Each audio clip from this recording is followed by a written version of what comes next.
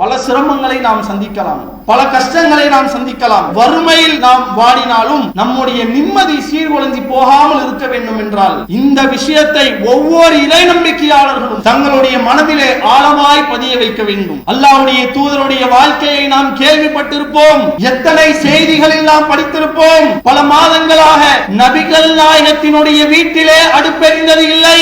போர்க்களங்களில் பசியின் காரணமாக வயிற்றிலே கற்களை கட்டி சுற்றி கொண்டிருந்தார்கள். சதகாவுடைய பொருட்கள் என்பது நபிகள் நாயகத்திற்கு ஹராம். பேரிச்சம்பழங்கள் அல்லாஹ்வுடைய தூதருடைய பல நாள் உணவாக இருந்தது. இவ்வளவு ஏழ்மையில் நபிகளார் வாடிய போதும் அவர்களை போன்ற ஒரு நிம்மதியான வாழ்க்கையை உலகத்தில் எந்த ஒரு இறை நம்பிக்கையாளனும் வாழவே முடியாது என்ற அளவுக்கு ரசூலுல்லாஹ் நிம்மதியா இருந்திருக்கிறார். எப்படி?